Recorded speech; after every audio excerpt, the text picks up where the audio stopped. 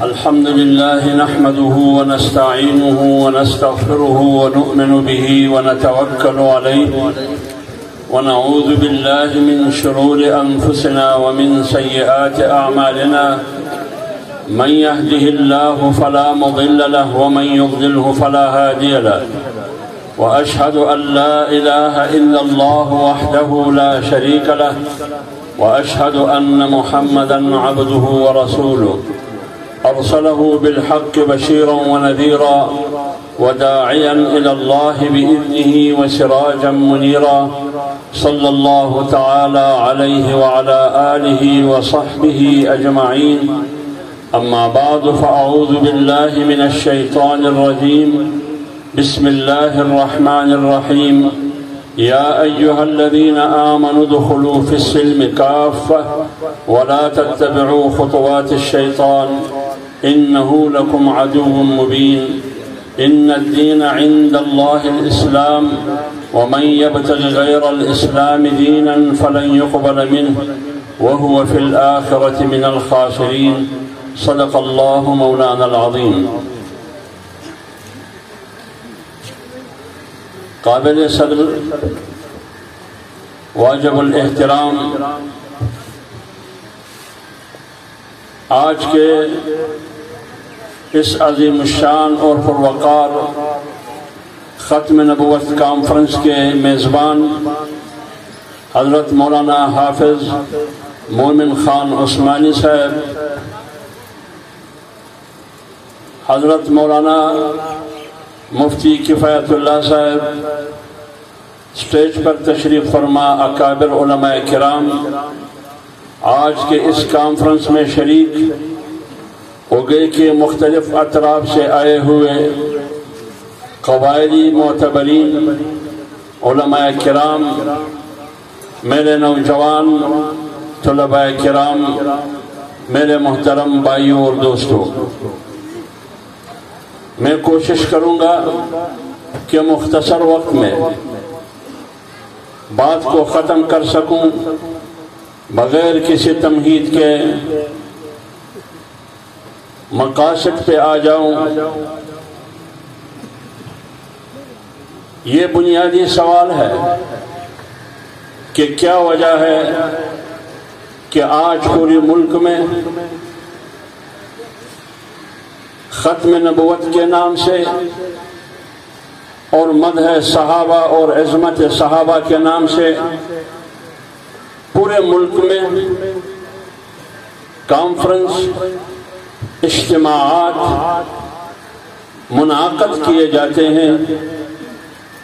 بنیادی سوال یہ ہے کہ کیا مذہبی طبقے کے پاس سیاست کے لیے، سیاسی نعرہ چمکانے کے لیے ختم نبوت اور عظمت صحابت کے علاوہ کوئی اور نعرہ نہیں؟ یہ صرف سیاسی نعرے کے طور پر نوجوانوں کو، مسلمانوں کو، طلباء کو اشتعال دلانے کے لیے ختم نبوت اور عظمت صحابہ کا نعرہ لگایا جاتا ہے؟ کیا واقعی حقیقت یہ ہے یا ختم نبوت اور عظمت صحابہ کو خطرہ ہے؟ ہمارا مدعا یہ ہے کہ ختم نبوت اور عظمت صحابہ کا نعرہ یہ صرف سیاست چمکانے کے لیے نہیں، بلکہ ہمیشہ کوشش یہ کی گئی ہے کہ ختم نبوت کا قانون جس کو آئین نے تحفظ دیا ہے اس کو چھیڑا گیا ہے، اور آج جو حکمران ایوان اقتدار پر قابض ہے انہوں نے بار بار چھیڑا۔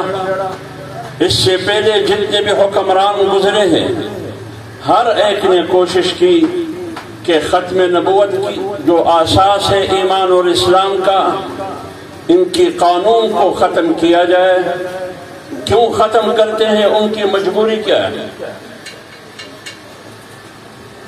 میں ماضی میں نہیں جاتا، میں صرف آپ کے سامنے آج کی حکومت کے چند کردار رکھنا چاہتا ہوں۔ یہ حکومت اپنے آپ کو مدینے کی ریاست کے حکمران کہتے ہیں اور ہر محفل میں، ہر اجتماع میں مدینے کی ریاست کے نام پر عوام کو بے وقوف بنانے کی کوشش کی جاتی ہے۔ پھر سوال یہ ہے کہ اگر یہ واقعی آپ مدینے کی ریاست بنانا چاہتے ہیں، مدینے کی ریاست میں قادیانیوں کے لیے یعنی منکرین ختم نبوت کے لیے اجازت نہیں، لیکن آپ نے سب سے پہلے وزارت عظمیٰ کا حلف اٹھاتے ہوئے تم نے میاں عاطف ایک قادیانی کو، قادیانیوں کی ایک مبلغ کو، ایک سرغنہ کو اقتصادی کونسل کا ممبر بنایا، نوٹیفائی کیا، نوٹیفیکیشن کی۔ جب آپ نے یہ فیصلہ کیا، کیا یہ مدینے کی ریاست کا مطالبہ تھا؟ مدینے کی ریاست میں تو منکرین ختم نبوت کے لیے کوئی گنجائش نہیں ہے زندہ رہنے کے لیے۔ جب ابو بکر صدیق رضی اللہ تعالی عنہ جناب رسول اللہ صلی اللہ علیہ وسلم کے زمانے میں جس نے بھی ختم نبوت کا دعویٰ کیا، انکار کیا، اس کا سر قلم کیا گیا۔ آپ تاریخ پڑھیے، اور یہ ختم نبوت کا مسئلہ یہ آج کا نہیں ہے، یہ جناب رسول اللہ صلی اللہ علیہ وسلم کے زمانے سے لے کر تسلسل کے ساتھ وقتاً فوقتاً سر اٹھاتا ہے۔ یہ آج کا نہیں ہے کہ لوگ یہ کہتے ہیں کہ مولوی اپنی سیاست چمکانے کے لیے ختم نبوت کے نام پر لوگوں کو ورغلاتے ہیں، لوگوں کو جذباتی بنا کر فساد اور انتشار پھیلانے کی کوشش کرتے ہیں، مذہبی کارڈ استعمال کرتے ہیں۔ مولوی کے پاس مذہبی کارڈ کے علاوہ اور کچھ بھی نہیں ہے۔ تو پھر یہ بتائیے کہ جناب رسول اللہ صلی اللہ علیہ وسلم کے زمانے میں ختم نبوت کے منکرین کے ساتھ ریاست مدینہ کا رویہ کیا تھا؟ ابو بکر صدیق رضی اللہ تعالیٰ عنہ کے زمانے میں ختم نبوت کے منکرین جس کا سرغنہ مسیلمہ کذاب تھے، اس کے ساتھ ریاست مدینہ خلافت کا رویہ کیا تھا؟ تو لہٰذا آج اگر واقعی یہ مدینے کی ریاست ہے، آج کا کٹ پتلی حکمران کہتے ہیں کہ میں مدینے کی ریاست کا چوکیدار ہوں، تو پھر آپ نے میاں عاطف جو قادیانیوں کا سرغنہ ہے ان کو اقتصادی رابطہ کونسل میں کیوں نامزد کیا، کیوں ممبر بنایا؟ قوم کو اس کا جواب دے۔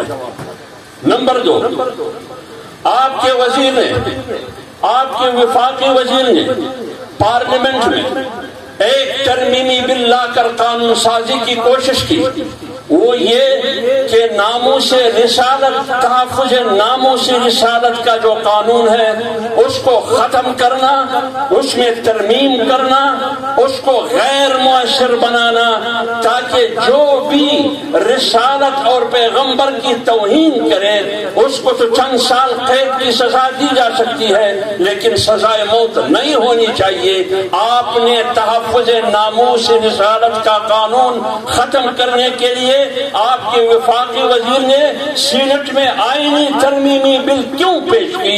یہ کیسے مدینے کی ریاست ہے؟ نمبر 3، آپ مدینے کی ریاست کی بات کرتے ہیں، آپ کی اس مدینے کی ریاست میں تم نے اقلیتی کمیشن میں ختم نبوت کے منکر کو، قادیانیوں کو ممبر بنانے کا نوٹیفیکیشن کیا۔ کیوں کیا تم نے کیوں کیا؟ اس مقصد کے لیے تم نے کیا تاکہ قادیانی اس کمیشن کا ممبر بن سکے، اور کمیشن ممبر بننے کے بعد اس قادیانی غیر مسلم کو دعوت اور تبلیغ کا راستہ مل سکے۔ جس طرح عیسائی کو کلیسا اور گرجے کو آباد کرنے کا حق حاصل ہے، ریاست کو ہندوؤں کی مندر، یہودیوں کی سنگاگ، عیسائیوں کی کلیسا اور گرجا کی تحفظ ریاست کی ذمہ داری ہے۔ ان اقلیتوں کی تحفظ کرنا ریاست اور قانون اور آئین کی ذمہ داری ہے۔ تم اقلیتی کمیشن میں قیدیانیوں کو اس لیے ممبر بنانے کی کوشش کی تاکہ آگے قیدیانی اپنے آپ کے لیے مسجد بھی کھڑا کر سکے اور اس مسجد سے تبلیغ اور دعوت بھی کر سکے، پھر اس مسجد سے لوگوں کو ختم نبوت کی انکار کی دعوت اور اصول اور ضابطے دے سکے۔ کیوں عیسائیوں کو اجازت ہے، کیوں یہودیوں کو اجازت ہے، کیوں سکھ کو اجازت ہے، کیوں ہندو برادری کو اجازت ہے؟ یہ تو بھی ایک غیر مسلم اقلیت ہے، یہ تو بھی غیر مسلم اقلیت ہے آئین کے مطابق۔ جب عیسائی کو کنیسہ آباد کرنے کی اجازت ہے، جب ہندو کو مندر آباد کرنے کی اجازت ہے، تو پھر قیدیانیوں کو اپنا مسجد آباد کرنے کی بھی اجازت ہے۔ آپ اس لیے کرنا چاہتے تھے بین الاقوامی دباؤ میں، کیوں کیا تم نے؟ مدینے کی ریاست کا تقاضا تو یہ نہیں تھا۔ کیسے تم کہتے ہو کہ یہ مدینے کی ریاست ہے؟ پھر آپ کے ممبر پارلیمنٹ میں آپ کے ممبر نے پارلیمنٹ میں کھڑے ہو کر یہ کہا کہ اگر آپ امت مسلمہ میں بالعموم، مشرق وسطیٰ میں بالخصوص امن چاہتے ہیں مسلمانوں کے لیے، سکون چاہتے ہیں مسلمانوں کے لیے، خوشحالی چاہتے ہیں مسلمانوں کے لیے، ایک پرامن فضا میں مسلمانوں کو رہنے کا حق دیا جاتا ہے، تو بیت المقدس کو یہودیوں کے حوالے کرو، مسجد اقصی کو یہودیوں کے حوالے کرو، اور فلسطین مسلمان بیت المقدس اور مسجد اقصی سے دستبردار ہو جائے تو مشرق وسطیٰ میں امن آئے گا، امت مسلمہ میں ایک سکون اور خوشحالی آئے گی۔ آج تک 73 سال میں پاکستان کی پارلیمنٹ میں آج تک کسی نے یہ جرأت نہیں کی، آپ کے ممبر پارلیمنٹ ایک خاتون نے اس جرأت کا مظاہرہ کیا۔ یہ کس قسم کی مدینے کی ریاست ہے؟ اس لیے ہم کہتے ہیں کہ یہ بندہ مدینے کی ریاست کے نام پر لوگوں کو بے وقوف بنانے کی کوشش کرتا ہے، لیکن جمعیت علماء اسلام اور 21 کروڑ عوام نے اس کا راستہ روکا اور آگے بھی اس کا راستہ روکیں گے۔ اور یہ کیوں کرتے ہیں؟ یہ اس لیے کرتے ہیں، یہ بین الاقوامی ایجنڈا ہے۔ یہ جو ہم کہتے ہیں کہ بین الاقوامی ایجنڈ ہے، یہ یہودیوں کا ایجنٹ ہے، مثلا یہ امریکہ اور مغرب کا ایجنٹ ہے۔ یہ ہم کیوں کہتے ہیں؟ یہ ہم دلیل کی بنیاد پر کہتے ہیں۔ دلیل کیا ہے؟ دلیل یہ ہے، آج سے 1 مہینہ پہلے پارلیمنٹ میں قانون سازی ہوئی، آپ نے اخبارات اور میڈیا میں ایک لفظ بار بار سنا ہوگا، فیٹف کا لفظ، فیٹف کا لفظ یعنی فائنینشل ایکشن ٹاسک فورس۔ یہ ایک بین الاقوامی عالمی ادارہ ہے، اس نے پاکستان پر 27 شرائط رکھے تھے کہ ان 27 شرائط کو تم نے پوری کرنی ہے۔ ان 27 شرائط میں ایک شرط یہ تھا کہ تم نے ختم نبوت کا قانون ختم کرنا ہوگا، اس میں ایک شرط یہ تھا کہ تم نے تحفظ ناموس رسالت کا قانون ختم کرنا ہے، اس میں ایک شرط یہ تھا کہ تم نے دینی مدارس کو اسکولوں اور ہیلتھ سینٹرز ہسپتالوں میں تبدیل کرنا ہے اور اپنے تحویل میں لینا ہے۔ یہ شرائط انہوں نے رکھے تھے، یہ شرائط انہوں نے رکھے تھے کہ دینی مدارس کو اسکول اور ہسپتال میں تبدیل کر کے سرکار اپنے تحویل میں لے لے، کیونکہ یہاں سے اسلامی انتہا پسندی نتیجے میں دہشت گردی پھیل جاتی ہے اور دنیا میں فساد اور بد امنی کا جڑ مدرسہ اور مولوی ہے۔ یہ شرط تھا۔ کیا یہ شرط اس میں نہیں ہے کہ ختم نبوت کا قانون ختم کرے؟ کیا اس میں یہ شرط نہیں ہے کہ تحفظ ناموس رسالت کا قانون ختم کرے؟ کیوں کہتے ہیں وہ اس لیے کہتے ہیں کہ یہ ہیومن رائٹس کے خلاف، اس لیے کہتے ہیں کہ یہ انسانی حقوق کے خلاف ہے۔ یہ کون کہتا ہے؟ امریکہ، مغرب اور یورپ۔ کیا آپ نے جو عراق پر چڑھائی کی 15 لاکھ لوگوں کو 15 لاکھ لوگوں کا خون بہایا تم نے، یہ کہاں کا انسانی حقوق ہے؟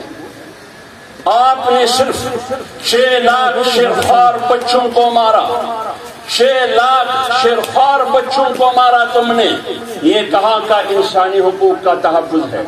تم نے لیبیا کو تہس نہس کر کے لاشوں کا ڈھیر بنا دیا، یہ ہے انسانی حقوق؟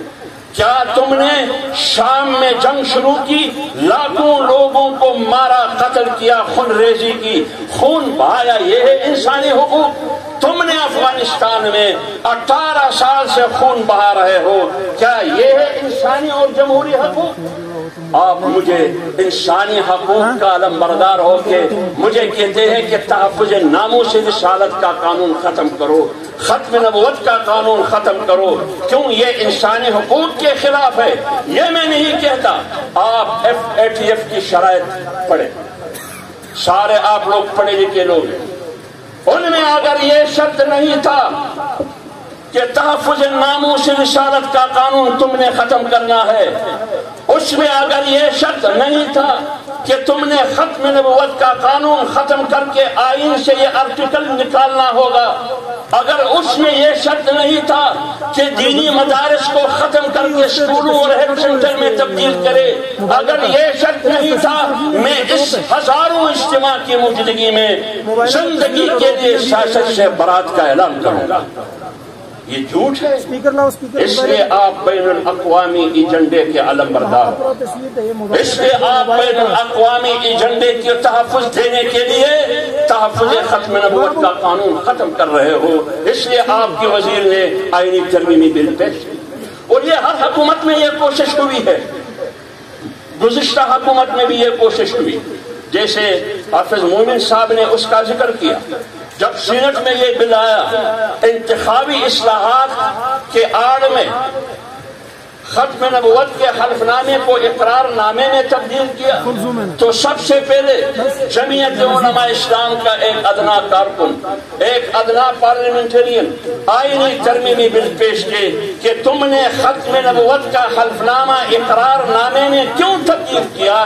جواز کیا ہے؟ جواز جب پتہ چلا حلف نامہ تو نہیں بلکہ 7C اور 7B کا خاتمہ بھی کیا گیا تھا، 7C اور 7B کا خاتمہ کر کے اس کا معنی یہ کہ قائدیانی پارلیمنٹ کا ممبر بن سکتا ہے، جب قائدیانی پارلیمنٹ کا ممبر بن سکتا ہے تو وہ وزیر اعظم بھی بن سکتا ہے، وہ اسپیکر بھی بن سکتا ہے، وہ وزیر اعلیٰ بھی بن سکتا ہے، وہ چیئرمین بھی بن سکتا ہے، لیکن اس کا راستہ ہم نے روکا۔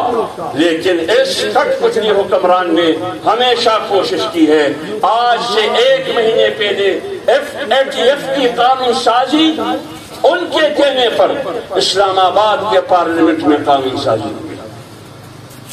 کس قسم کی قانون سازی؟ علماء کو کوئی پتہ نہیں ہے، علماء سمجھنے کی کوشش بھی نہیں کرتے، ان کی خیال یہ ہے کہ جمعیت علماء اسلام اپنی سیاست چمکانے کے لیے سب کچھ کر رہا ہے۔ اسلام آباد کے حدود میں جتنے بھی اوقاف کی املاک ہے یہ سارے قانون سازی کے ذریعے سرکار نے اپنے کنٹرول میں لے لیے۔ یہ قانون سازی کس کے ذریعے ہوا؟ پاکستان کی پارلیمنٹ نے یہ قانون سازی کی، اور یہ شرط کس نے لگائی تھی؟ فائنینشل ایکشن ٹاسک فورس نے۔ کیا جب اسلام آباد میں یہ فیصلہ ہو سکتا ہے تو خیبر پختونخوا میں تحریک انصاف کی حکومت ہے، کیا یہ فیصلہ ادھر نہیں ہو سکتا؟ اسمبلی میں اکثریت تحریک انصاف کی ہے، کیا پنجاب میں یہ فیصلہ نہیں ہو سکتا؟ ہو سکتا ہے۔ کیا بلوچستان میں یہ قانون سازی نہیں ہو سکتی؟ تو جب آپ اسلام آباد میں اس قسم کی قانون سازی کا راستہ نہیں روکیں گے تو پھر KPK میں کیسے راستہ روکیں گے؟ تم پنجاب میں کیسا راستہ روکیں گے اس کا؟ بلوچستان میں اس کا راستہ کیسے روکیں گے؟ یہ قانون سازی ہوئی ہے، لیکن جب ہم بات کرتے ہیں مسجد کی، جب ہم بات کرتے ہیں منبر اور محراب کی، جب ہم بات کرتے ہیں خطیب اور امام کی، تو کہتے ہیں کہ جمعیت علماء اسلام اپنی سیاست چمکانے کے لیے سب کچھ کر رہا ہے۔ اور اس کے لیے پہلے تو وہ ترجمانی فواد چودھری کے ذریعے کرتے تھے، اکبر شہزاد کے ذریعے کرتے تھے یا شہباز کلدی جلد کے ذریعے کرتے تھے، آج انہوں نے مذہبی امور کے نام پر، مذہبی امہا انگی کے لیے، شاعر اسلام کی چوکیداری کے لیے نام نہاد سرکاری اور درباری مولوی حافظ طاہر اشرفی کو رکھا، اور حافظ طاہر اشرفی کی حیثیت ہمارے مولویوں میں ایسا ہی ہے جیسے پاکستان کی فلم انڈسٹری میں وینا ملک کی حیثیت ہے۔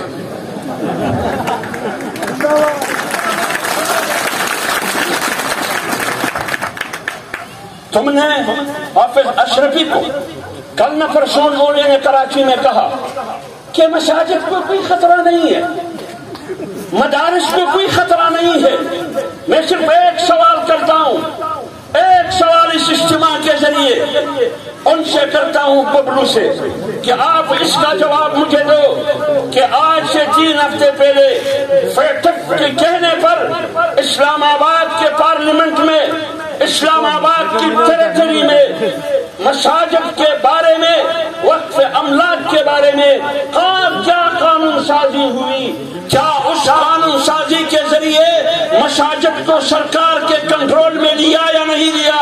کیا پھر کسی خطبے کو اور کسی امام اور خطیب کو اپنے مرضی کے مطابق تقریر کرنے کی اجازت نہیں ہوگی؟ جب کمشنر فیصلہ کرے کہ یہ مسجد آپ کا نہیں، آپ حق نہیں رکھتے، وہ قبضے میں لے سکتا ہے، اس کے خلاف آپ کسی عدالت میں اپیل بھی نہیں کر سکتے۔ یہ کیا ہے؟ اس کا جواب دے تم، اس کا جواب دو تم۔ اس لیے ہم میدان میں مدینے کی ریاست کی عالم بردار، مدینے کی ریاست کا واویلا کر کے مدینے کی ریاست کے نام اور چہرے کو بدنام اور مسخ کیا جا رہا ہے، لیکن آپ کی زبان سے تمہیں اجازت نہیں دی جائے گی کہ تم اپنے گندے زبان سے مدینے کی ریاست کا چہرہ مسخ کریں۔ اور کہتے ہیں کہ آج سے پہلے کوئی ایسا حکمران نہیں آیا تھا کہ کم سے کم مدینے کی ریاست کا نام تو لے۔ پہلی دفعہ ایک ایماندار حکمران آیا، ایک ایماندار حکمران ابو ٹریان، ایک ایماندار حکمران وہ آیا، انہوں نے کم سے کم مدینے کی ریاست کا نعرہ تو لگایا۔ یہ ہے مدینے کی ریاست کا نقشہ۔ تم مدینے کی ریاست بنا رہے ہو فہد چودھری ڈبو جیسے ذریعے، تم مدینے کی ریاست بنا رہے ہو شیرین مزاری کے ذریعے، تم مدینے کی ریاست بنا رہے ہو شیخ بخشو شہداد علی پنڈی کا شیخ، اس کے ذریعے تم بنا رہے ہو کہ پاکستان کی سیاست میں 1 سے لے کر 100 تک جتنے بھی سیاسی لوٹے ہیں، ان تمام سیاسی لوٹوں کو جمع کر کے ایک شیخ رشید جیسا لوٹا بنتا ہے۔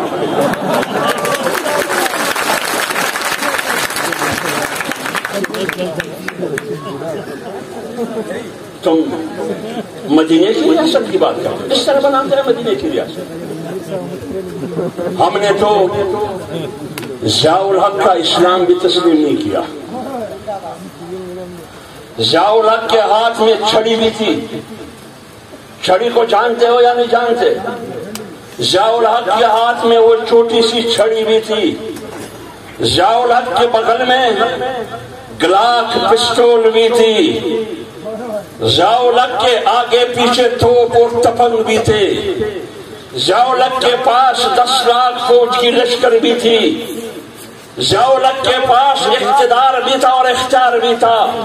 ہم نے اس رجیم کے خلاف اکیلے تنہا میدان میں کھڑے ہو کر اس کی منافقانہ اسلام کا نعرہ بھی چیلنج کیا، تمہارے مدینے کی ریاست کا نعرہ بھی ہم نے چیلنج کیا۔ نعرہ تکبیر، حافظ تیری جرت کو، حافظ تیری جرت کو، جمعیت علماء اسلام۔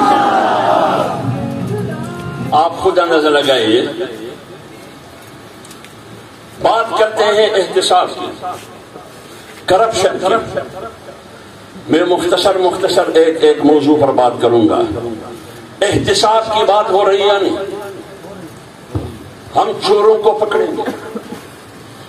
11 پارٹیاں پاکستان ڈیموکریٹک موومنٹ کے نام سے اکٹھے ہو گئے. کہتے ہیں یہ چوروں کا ٹولہ ہے, چوری کے بچانے کے لیے. پھر کہتے ہیں ایک تو نانی ہے, نانی. اس سے میرا کوئی تعلق نہیں ہے.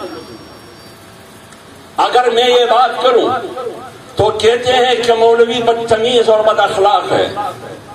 اگر تم پاکستان کے 40 چینلز ٹی وی چینل کے ذریعے ایک خاتون کو بے عزت کرنے کی کوشش کرتے ہو, ان کو تانے دیتے ہو, تو یہ بدتمیزی نہیں ہے تو اور کیا ہے؟ تم کہتے ہیں کہ تم نانی ہو, بچی نہیں ہو. تمہیں کیا فرق ہے نانی اور بچی کا؟ نانی تو پرنی تھی, تم نے کیا عزت دی؟ بچی تو کیا نام ہے اس کا؟ نہیں وہ انگریز گڑتی, کیا نام ہے؟ نا بابا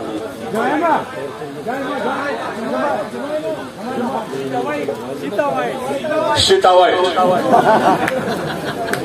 نوجوان بچی تو سیتا وائٹ تھی. تم نے کیا احترام کیا اس کا؟ اس کی عزت کو پامال کیا تم نے. امریکہ کی کیلیفورنیا کی ریاست کی عدالت کا فیصلہ آج بھی موجود ہے. آج اگر اس ملک میں واقعی اور حقیقی طور پر مدینے کی ریاست قائم ہو جائے تو اسلام اور شریعت کے مطابق آپ کی سزا کیا ہے؟ آپ کی سزا کیا ہے پھر؟ یہ ہے مدینے کی ریاست کا تقاضا. تم نانی کی بات کرتے ہو, مجھے نہیں کرنا چاہیے, لیکن یہ اس لیے کرتا ہوں کہ آئندہ خواتین کے بارے میں جرأت نہ کرے. تم نانی کی بات کرتے ہو. ہم نے یہ سنا تھا, پاکستان میں سنا تھا کہ پیر نے مریدنی پر حملہ کر کے شادی کی. یہ ہم نے سنا تھا کہ ایک پیر نے اپنی مریدنی پر حملہ کر کے اس سے شادی کر کے گنٹ کپ بنا. اور پہلی دفعہ ہم سن رہے ہیں, پہلے نہیں سنا تھا, کہ ایک مرید نے پرنی پر حملہ کیا. کبھی سنا آپ لوگوں نے؟ یہ پاکستان کا معاشرہ, پاکستان کی کلچر, پاکستان کی ثقافت, اسلامی تہذیب اس قسم کی حرکات کی اجازت دی جاتی ہے؟ نہیں دی جاتی. مت کرو یہ باتیں, ورنہ پھر ریحان کی کتاب ایک صفحہ پڑھ کے اس میں ایک صفحے میں مراد سعید کا ذکر بھی آئے گا. یہ مدینے کی ریاست. لوگوں کو دھوکہ دیتے ہو. احتساب کی بات کی جاتی ہے, احتساب کی بات. ہم کہتے ہیں کہ احتساب ہونا چاہیے. جس نے بھی کرپشن کی ہے اس کو لٹکاؤ, لیکن احتساب کون کرے گا؟ احتساب کون کرے گا؟ جج ارشد ملک احتساب کرے گا؟ کون کرے گا احتساب؟ احتساب وہ آفیسر کرے گا جو سر تاپا چھومنے کی کوشش کر رہے ہیں. کون سا کرپشن آپ معائنہ کر رہے ہیں؟ کس کرپشن کی انکوائری کر رہے ہو تم؟ جب ویڈیو آئی سر تاپا چھومنے کی کوشش کرتے ہو, یہاں کوئی کرپشن نظر آ رہی ہے؟ کون سی کرپشن ہے یہاں؟ یہ احتساب کرے گا؟ نہیں, یہ احتساب نہیں کر سکتا. یہ نیب احتساب نہیں کر سکتا. نیب مشرف نے بنایا ہے. یہ ایک انتقامی ادارہ ہے اور سیاستدانوں سے انتقام کے لیے بنایا گیا ہے. چلو مان لیا اسی نیب کے ذریعے احتساب کریں گے, لیکن میرا احتساب تو ہوتا ہے, اپوزیشن کی لیڈروں کا احتساب تو ہوتا ہے, مولانا فضل الرحمان کا احتساب تو ہوتا ہے, دیگر اپوزیشن قیادت کا احتساب تو ہوتا ہے. پرویز خٹک کا احتساب کیوں نہیں ہوتا؟ معلم جبا کیس میں بلین کرپشن میں کیوں احتساب نہیں ہو رہا؟ سلائی مشین کیس میں احتساب کیوں نہیں ہو رہا؟ فارم فنڈنگ کیس میں احتساب کیوں نہیں ہو رہا؟ اسٹیٹ بینک کی گورنر نے 23 account bank account election commission کو مہیا کی کہ عمران خان نے جو فارن سے پیسے اکٹھے کیے ہیں اس میں 23 اکاؤنٹ ایسے ہیں کہ ان ریاستوں سے ان لوگوں سے پیسے لیے ہیں جو پاکستان کی آئین اور قانون کے مطابق وہ پیسے نہیں دے سکتے۔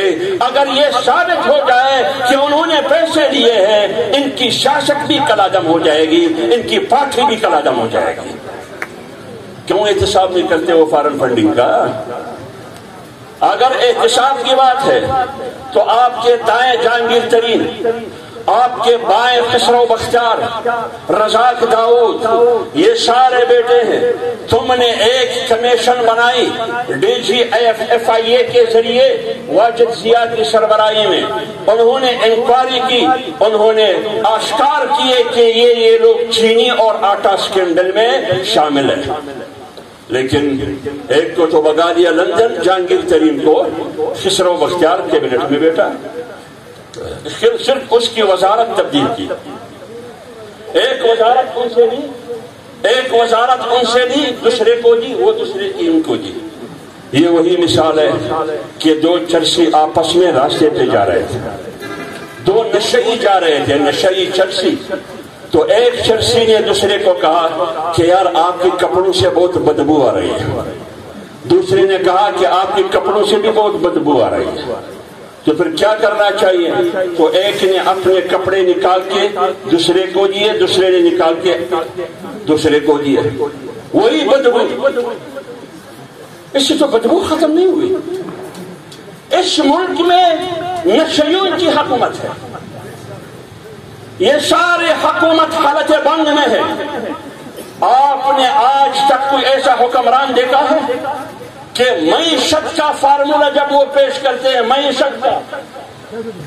معیشت کا فارمولہ جب وہ پیش کرتے ہیں تو لیٹرین کی صفائی سے شروع ہو جاتا ہے۔ کہتے ہیں میں انڈے دیتا ہوں، کہتے ہیں میں 1 مرغا اور 5 مرغیاں دیتا ہوں، کہتے ہیں میں کٹھے دیتا ہوں، آگے جب جا کے پناہ گاہ اور لنگر خانے پہ ختم ہوا، یہ ان کا معاشی ویژن۔ لیکن آج انڈوں کی درجن کتنی پہ ہے؟ انڈے کی درجن 180 روپے پہ۔ اگر آج ہم سوال کریں کہ کہاں ہے وہ انڈے، کہاں ہے وہ مرغا اور مرغیاں جو آپ نے دینے تھے؟ انڈے 180 روپے پہ درجن ہوا، 180 روپے پہ۔ کب دیں گے انڈے؟ بنی گالا میں ہے یا پرائم منسٹر میں؟ کہاں ہیں انڈے؟ یہ تو اللہ تعالیٰ کا نظام ہے، یہ تو اللہ تعالیٰ کا نظام ہے کہ مرغی کی عمر 2 سال ہے یا 3 سال ہے؟ مرغی کی عمر کتنی ہے؟ 2 سال ہے یا 3 سال ہے؟ اگر مرغی کی عمر 5, 6, 10 سال ہوتی تو یہ کہتے کہ یہ مرغی جو انڈے نہیں دیتے اس میں بھی نواز شریف کا کمال ہے۔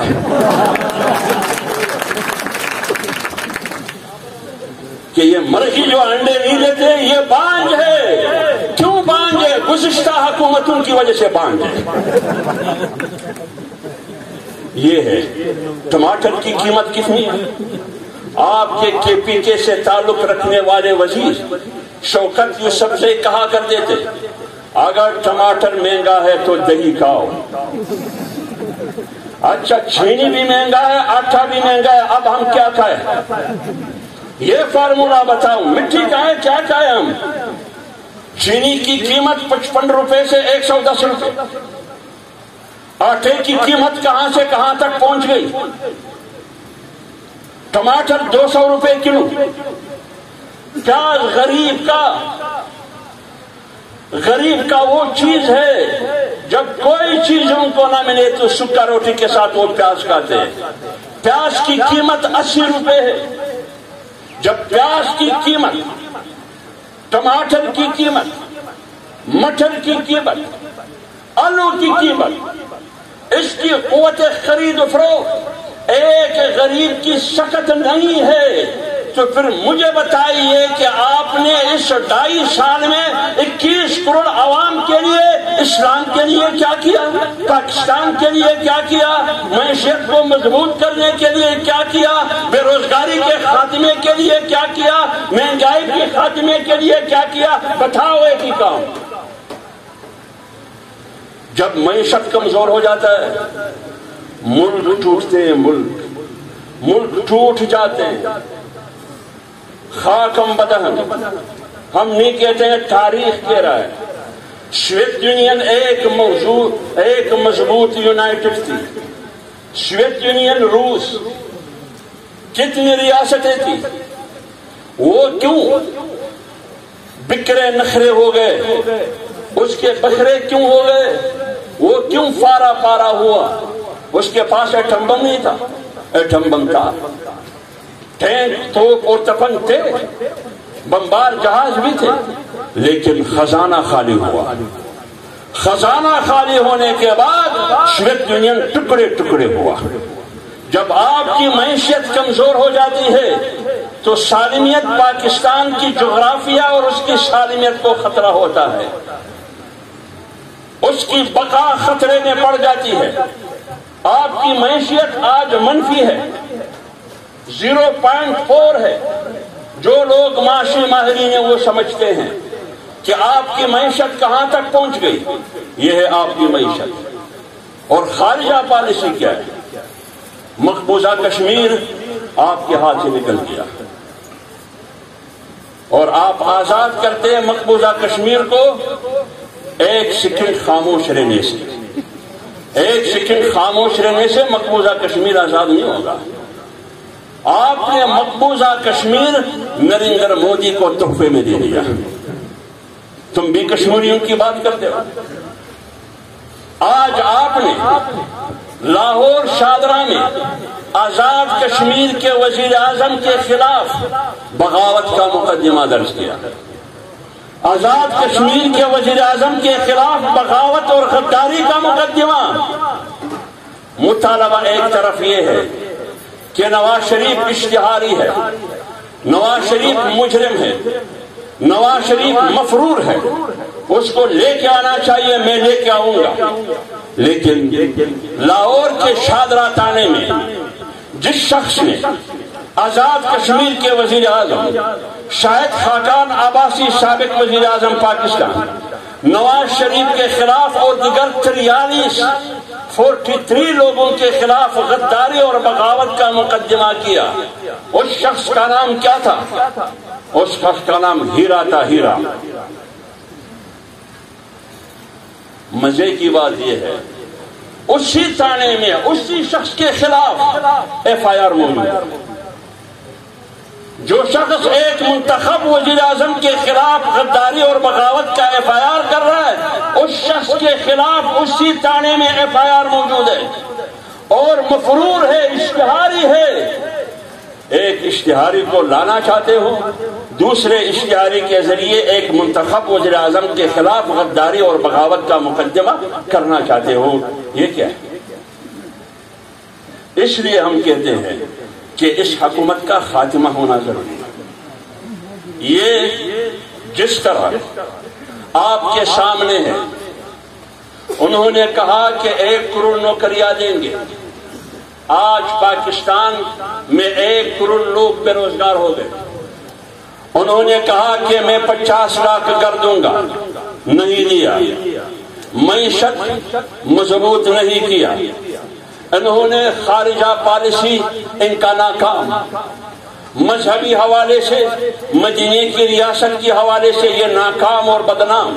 تو جب آپ معاشی میدان میں بھی ناکام، خارجہ پالیسی میں بھی ناکام، مالیات کو مضبوط کرنے میں بھی ناکام، دفاع کو مضبوط کرنے میں بھی ناکام، لوگوں کو روزگار دینے میں بھی ناکام، مہنگائی کے خاتمے میں بھی ناکام، ریاست کے ہر یونٹ میں تم ناکام، لہذا آپ کا ہونا، آپ کا خاتمہ ہونا ایسا ہی ضروری ہے جیسے شام کا مارنا ضروری ہے، ایسا ضروری ہے۔ اب ہمارے لیے 2 ہی راستے ہیں، یہ 11 جماعتیں جو اکٹھی ہو گئی ہے، ان کے لیے دو ہی راستے، سامنے ایک بہت گہرا اور بڑا کائی ہے، اب اس میں تو یا عمران نے گرنا ہے یا پاکستان نے گرنا ہے۔ اب ان 11 جماعتوں نے، ان 21 کروڑ عوام نے، پاکستان کے ارباب اختیار اور ارباب اقتدار، پاکستان کی اسٹیبلشمنٹ نے یہ فیصلہ کرنا ہوگا کہ کیا تمہیں عمران خان عزیز ہے یا پاکستان عزیز ہے، کیا تمہیں عمران خان کی حکمرانی عزیز ہے یا پاکستان کی بقا عزیز ہے، کیا تمہیں عمران خان کی یہ نام نہاد جمہوریت جو کہ خاموش ماشاء اللہ ہے یہ عزیز ہے، یا تمہیں آئین و پارلیمنٹ کی بالادستی عزیز ہے، کیا تمہیں عمران خان کی حکومت عزیز ہے یا تمہیں ریاست کی سالمیت عزیز ہے؟ فیصلہ کرنا ہوگا۔ 21 کروڑ عوام نے فیصلہ کیا ہے، 21 کروڑ عوام نے فیصلہ کر لیا۔ کل پرسوں گجرانوالے میں لاکھوں اجتماع نے فیصلہ سنا دیا، انہوں نے کہا کہ ہمیں ریاست عزیز ہے، ہمیں پاکستان عزیز ہے، ہمیں اپنی جان اور زندگی عزیز ہے، ہمیں عمران خان عزیز نہیں ہے۔ اگر خدا نخواستہ اس ملک کو نقصان ہوگا تو اس کا ذمہ دار 11 جماعتیں نہیں ہے، اس کا ذمہ دار آج کا حکمران اور اس کے سہولت کار ہے۔ یہ فیصلہ اب کرنا ہوگا، اس لیے ہم نکل چکے ہیں۔ آپ سے بھی یہی مطالبہ کرنا چاہتے ہیں کہ جب بھی پی ڈی ایم کے پلیٹ فارم سے، جمعیت علماء اسلام کی پلیٹ فارم سے نکلنے کا، احتجاج کا وقت آ جائے تو آپ لوگوں نے نکلنا ہوگا۔ اس رجیم کے خلاف یہ زندگی کی ہر شعبے میں ہمارے لیے خطرہ ہے۔ دلیل کے ساتھ ہم بات کرتے ہیں، ہوائی باتیں ہم نہیں کرتے۔ اللہ تعالی ہمیں اور آپ سب کو دین اور پاکستان کی خدمت کرنے کی توفیق عطا فرمائے۔ ہمارے